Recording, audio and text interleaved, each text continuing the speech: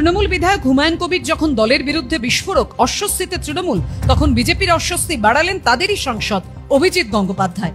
বিধানসভা ভোটের মাত্র কয়েক মাস আগে তিনি বলছেন, বিজেপি তৃণমূলকে হারাতে চায় কিনা এটাই গভীর প্রশ্ন। আপনি কি এটা বলতে চাইছেন যে এখন এই যে বিজেপি রয়েছে, এখনকার সময়ের বিজেপি, সেই বিজেপির পক্ষে তৃণমূলকে সরানো সম্ভব নয়, বা এই বিজেপি তৃণমূলকে আদৌ সরাতে চায় না? না না, বিজেপি সরাতে চায় কি চায় না এটা অনেক গভীর প্রশ্ন। সে প্রশ্নে আজকেই যাব না, কিছুদিন বাদে হয়তো আমি যাব। এখানেই থামেননি বিজেপি সাংসদ অভিজিৎ গঙ্গোপাধ্যায়, কার্যত নিজের দলের সরকারের দিকেই আঙুল তুলেছেন তিনি। কেন্দ্রীয় সরকারের অ্যাকশন দেখে আমার মনে হয়েছে যে কেন্দ্রীয় সরকার পশ্চিমবঙ্গের এই যে পরিস্থিতি তাকে বদল করতে চায় না। কেন্দ্রীয় সরকার যদি সেই পরিস্থিতি বদল করতে না চায় তাহলে সে বদল হবে না। কেন যে পশ্চিমবঙ্গের মতো একটা শাসনহীন প্রশাসনহীন রাজ্যে অন্তত 355 ধারা জারি করা হবে না, সেটা তো আমার কাছে একটা বিরাট প্রশ্ন। আমার বিজেপিতে জয়েন করা, যোগ দেয়া এবং তাদের ভোটে দাঁড়ানো, আমার উদ্দেশ্য ছিল মমতা ব্যানার্জিকে এখান থেকে সরিয়ে দেওয়ার সব রকমের ব্যবস্থা করা হবে।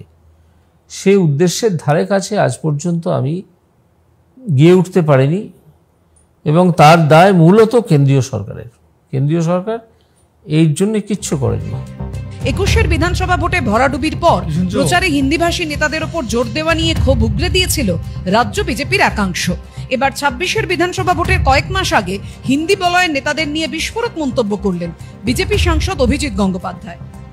এই হিন্দি বলয় থেকে এখানে পশ্চিমবঙ্গে নেতা এসে এসব ভোট করানো যাবে না। তার কারণ পশ্চিমবঙ্গের মানুষের মন মেজাজ, তাদের অভিমান, এসব দিল্লিওয়ালা নেতারা বোঝেন না। ওখান থেকে এসে পশ্চিমবঙ্গ একটা সম্পূর্ণ আলাদা একটা জায়গা।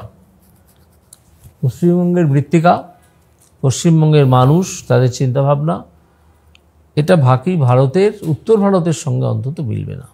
দক্ষিণ ভারতের কথা আমি বলতে পারবো না, মিলবে না। তো সেখান থেকে নেতা পাঠিয়ে পশ্চিমবঙ্গে ভোট করিয়ে জিতিয়ে বেরিয়ে যাব, এটা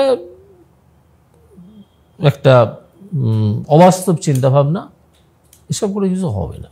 বরং মানুষ যেটা দেখতে চায়, পশ্চিমবঙ্গের মানুষ, যে মমতা ব্যানার্জিকে ক্ষমতা থেকে সরিয়ে দাও, দিয়ে পুলিশকে কেন্দ্রীয় সরকারের আন্ডারে নিয়ে এসো, তারপর ভোট করো গণতান্ত্রিকভাবে। মানুষ ভোট দিতে যাক, যেখানে তৃণমূলের বাঁদর বাচ্চারা লাফালাফি করে তাদেরকে আটকাবে না, সন্ত্রাস সৃষ্টি করবে না, সেই অবস্থায় ভোট হোক, তারপর যদি তৃণমূল আসবে। কলকাতা হাইকোর্টের বিচারপতি থাকাকালীন শিক্ষা দুর্নীতির বিভিন্ন মামলায় অভিজিৎ গঙ্গোপাধ্যায়ের একাধিক রায় গোটা রাজ্যে সাড়া ফেলে দিয়েছিল। একাধিক মামলায় সিবিআই তদন্তের নির্দেশও দিয়েছিলেন তিনি। এবার বিজেপির সাংসদ হিসেবে সেই অভিজিৎ গঙ্গোপাধ্যায় কেন্দ্রীয় এজেন্সির ভূমিকা নিয়ে সন্দেহ প্রকাশ করে চাঞ্চল্যকর প্রশ্ন তুলেছেন। গুচ্ছ গুচ্ছ অভিযোগ তাদের বড় বড় নেতার বিরুদ্ধে, একটাও তদন্ত হচ্ছে? একজনকেও কাস্টোডিয়াল ইন্টারোগেশন করা হচ্ছে? কিছু করা হচ্ছে না। এই কথা আমিও বলেছি। সিবিআই এবং ইডি, আজ তো আমার মনে হয় এতদিন লক্ষ্য করে করে যে সিবিআই এবং ইডির বেশ কিছু বড় কর্তা এবং মেজকর্তা, তারা বিজেপি বিরোধী রাজনৈতিক দলের মদতপুষ্ট হয়ে, এটার জন্য কি তারা কোনোভাবে কংগ্রেস বা অন্য কোনো রাজনৈতিক দল দ্বারা প্রভাবিত, যে না না এগুলো করো না, এগুলো আর করার দরকার নেই? কেন করছেন না?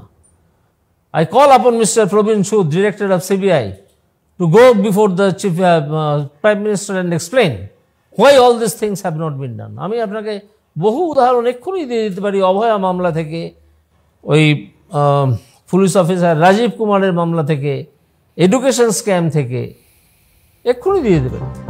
ভোটার তালিকার বিশেষ সংশোধন বা এসআইআর ইস্যুতে তৃণমূল এবং নির্বাচন কমিশনের সংঘাত এখন সপ্তমে। এই আবহে বিজেপি যখন প্রত্যাশিতভাবেই নির্বাচন কমিশনের পাশে দাঁড়াচ্ছে, তখন অত্যন্ত তাৎপর্যপূর্ণভাবে নির্বাচন কমিশনের দিকেও আঙুল তুলেছেন বিজেপিরই সাংসদ অভিজিৎ গঙ্গোপাধ্যায়। নির্বাচন কমিশনের সদিচ্ছা নিয়ে কোনো সন্দেহ না থাকলেও নির্বাচন কমিশনের কাজকর্ম নিয়ে আমার কিছু সন্দেহ তৈরি হয়েছে। সেটা স্পষ্ট ভাষাতেই বলতে হয় যে নির্বাচন কমিশনের আগে নির্বাচন ভোটার লিস্টে গণ্ডগোল করার জন্যে 4 জন বা 5 জন অফিসারের বিরুদ্ধে এফআইআর করার নির্দেশ দিয়েছিল এবং তাদেরকে সাসপেন্ড করার কথা বলা হয়েছিল। তাদের মধ্যে কয়েকজনকে সাসপেন্ড করা হয়েছে, কিন্তু কারো বিরুদ্ধে কোনো এফআইআর করা হয়নি। এবং এই করা হয়নি বলে, করার কাজটা ছিল রাজ্য সরকারের, করা হয়নি বলে সে সম্পর্কে ইলেকশন কমিশন আজ পর্যন্ত পশ্চিমবঙ্গ সরকারের বিরুদ্ধে বহু হুঙ্কার ছাড়া সত্ত্বেও কিচ্ছু করেনি। কেন করেনি?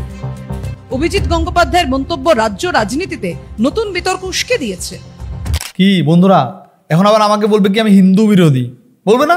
বলো, তোমরা অন্ধভক্ত, অন্ধভক্ত, বলো বলো বলো বলো, সমস্যা নেই। এই বিজেপি আর তৃণমূল যে এক, আমার মাঝে মাঝে সন্দেহ হয়েছিল, এটা আজকে প্রমাণ করে দিল অভিজিৎ গঙ্গোপাধ্যায়। দিল তো প্রমাণ করে, প্রাক্তন উকিল দিল তো প্রমাণ করে। দেখো, আমি এর আগের অনেকগুলো ভিডিওতেও বলেছি যে এই রাজ্যে বিশ্বাস করো, অনেস্টলি বলছি, বিজেপি তৃণমূল যে এক, এটা কিন্তু অনেক প্রমাণ। তোমরা দেখো অভয়ার সময়, আচ্ছা আমার একটা কথা বলো, সামান্য কেউ যদি একটা নর্মাল চুরিচামারি করে, শালা সেইগুলো গর্ত থেকে খুঁজে নিয়ে প্রমাণ করে ফেলে, আর এত বড় বড় স্ক্যাম হয়ে যায়, তারপরে ইডি সিবিআই কি করতে আসে? এগুলো এই বাংলায় কি করতে আসে? শুধুই ভাওতাবাজি, লোক দেখানো, এছাড়া কিচ্ছু হয়?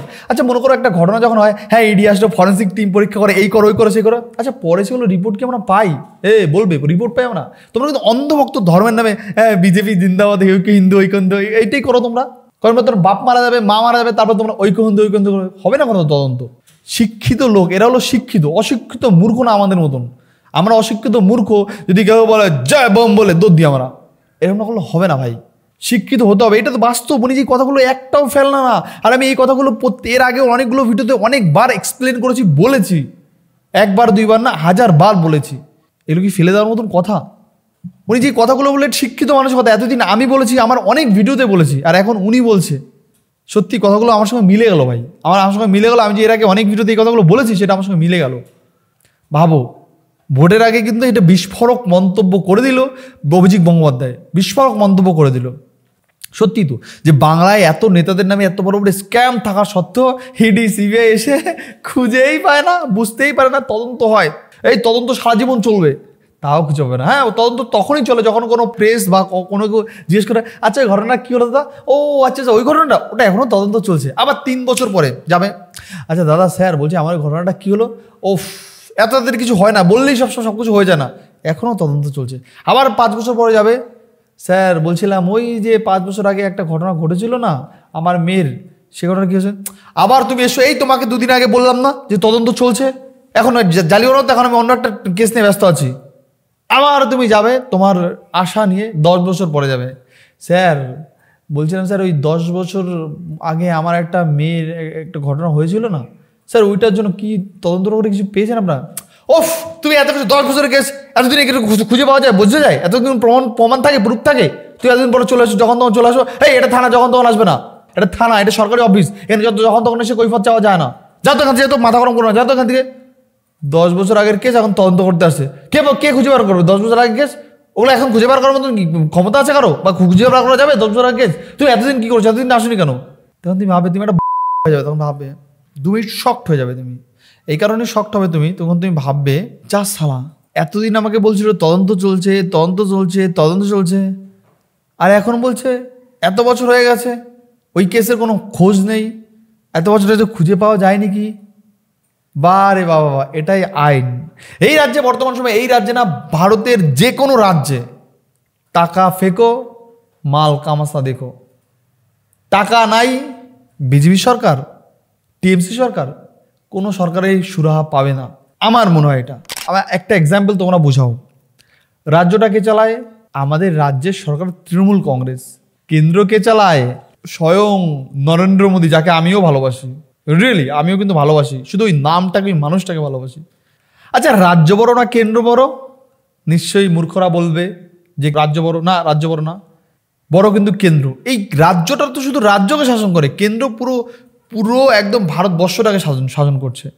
তো আমার কথা বুঝাও, মনে করো বাড়িতে তোমার বাবা তোমার বাড়ির গার্জিয়ান, তোমার মা চালায় সংসার, তোমার বাবা পুরো বাড়িটাকেই চালায়। এখন তোমার মা যদি ভুলভাল কিছু করে, নিশ্চয়ই তোমার বাবা তোমার মাকে শাসন করবে?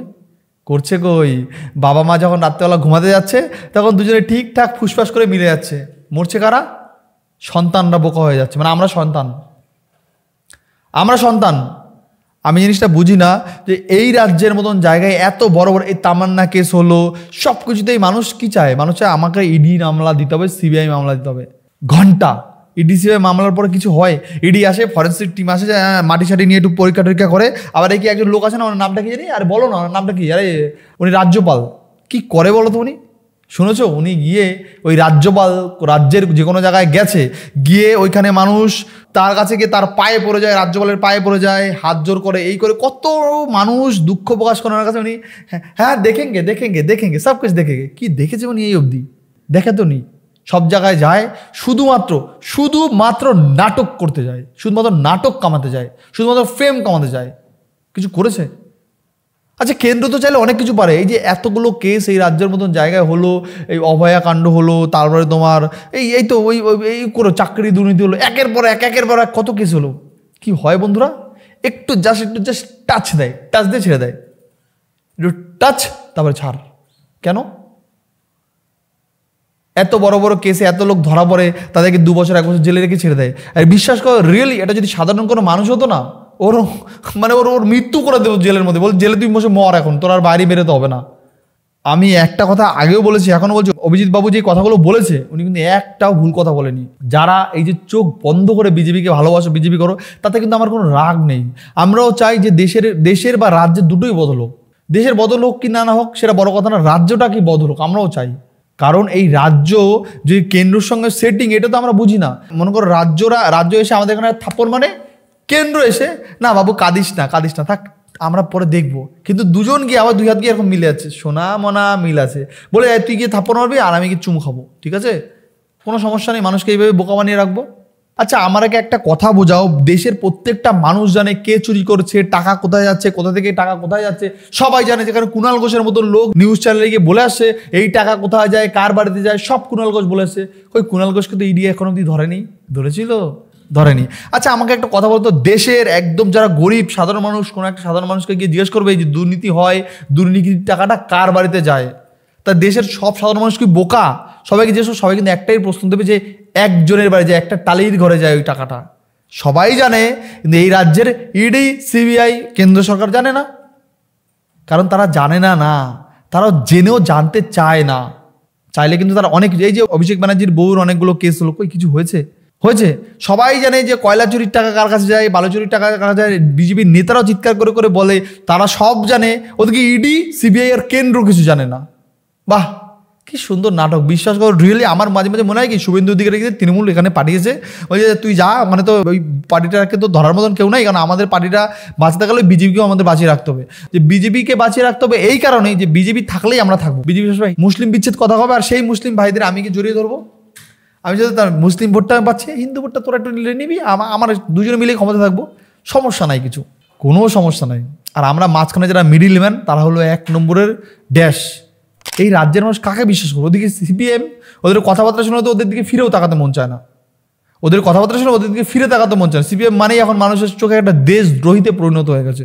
রিয়েলি বিশ্বাস করো, ওদের কথা শুনলে ওদের দিকে এখন, আগে কি পরবর্তীকালে কী হবে সেটা আমি জানি, বাট এখনের কথা বলছি, ইচ্ছে করে না। কাকে বিশ্বাস করবে, কাকে চোখ বন্ধ করে ভরসা করবে, যে এই মানুষটাকে আমরা চোখ বন্ধ করে ভরসা করতে পারি?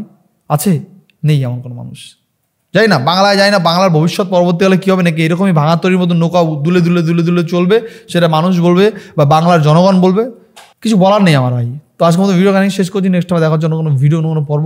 ভিডিওটা কেমন লাগলো অবশ্যই তোমার কমেন্টে জানাতে ভুলো না। আর তোমাদের কি মতামত অবশ্যই, আমি একটা কথা তোমাদেরকে বলছি, অন্ধ বিশ্বাস আর অন্ধ ভক্ত আমারও হবে না, কারো হওয়ার দরকার নেই। রিয়েলি তোমরা এটা বোঝো আর বুঝতে শেখো, বুঝতে শেখো। আর এই নিয়ে কেউ যা কমেন্ট করো, যেটা তুমি যা বোঝো, তোমার সেই মূল্যবান বক্তব্যটা অবশ্যই কমেন্টে লিখতে পারো। তবে যেই বক্তব্য দেবে, যেই কমেন্ট লিখবে, অবশ্যই বুঝে শুনেই কমেন্টটা করো। বাই বাই বন্ধুরা, ভালো থেকো, সাবধান থেকো, সেফ থেকো।